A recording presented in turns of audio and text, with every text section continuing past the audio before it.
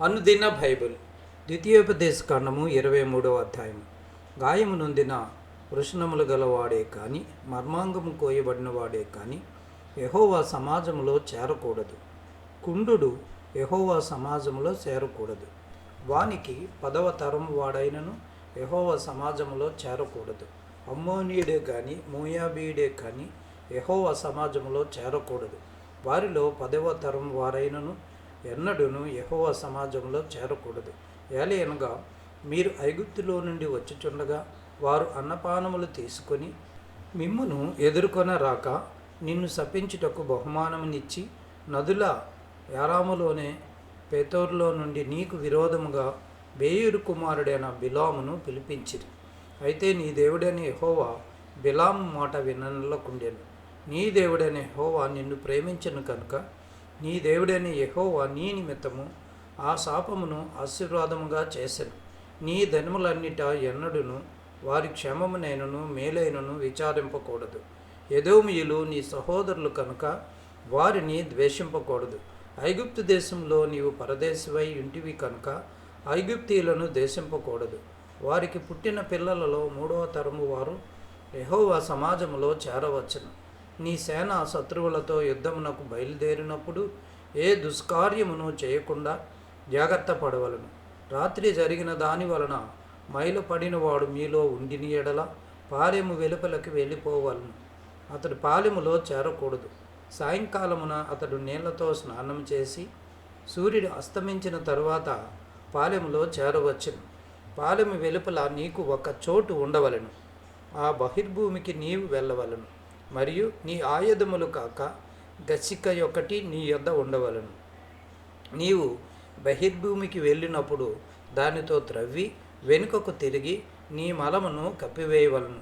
నీ దేవుడైన యెహోవా నిన్ను విడిపించుటకును నీ శత్రువులను నీకు అప్పగించుటకును నీ పాలెములో సంచరించుచుండును గనుక ఆయన నీలో అసహ్యమైన దేనినైనను చూచి నిన్ను విడవకుండినట్లు నీ పాలెము పరిశుద్ధముగా ఉండవలను. తన యజమానుని యొద్ద నుండి తప్పించుకొని నీ యొద్దకు వచ్చిన దాసుని వాని యజమానునికి అప్పగింపకూడదు.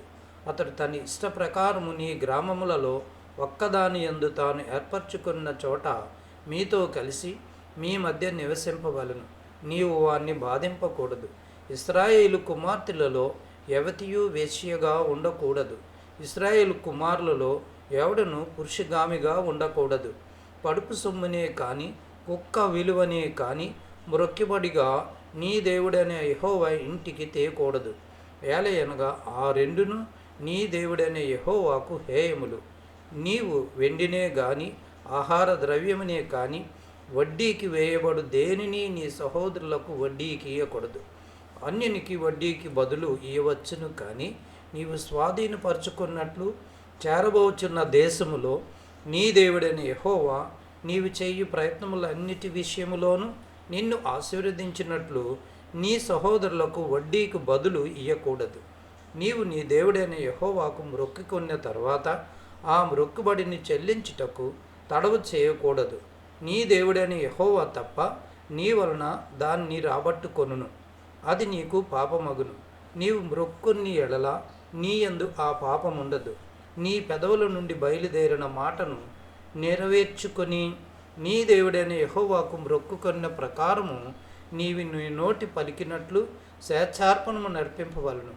నీవు పొరుగువాని ద్రాక్ష తోటకు వచ్చినప్పుడు నీ ఇష్ట ప్రకారము నీకు చాలినంత వరకు ద్రాక్ష పండ్లు తినవచ్చును కానీ నీ పాత్రలో వాటిని వేసుకొనకూడదు. నీ పొరుగువాని పంట చేనికి వచ్చినప్పుడు నీ చేతితో వెన్నులు త్రుంచుకొనవచ్చును కానీ నీ పొరుగువాని పంట చేని మీద కొడవలి వేయకూడదు.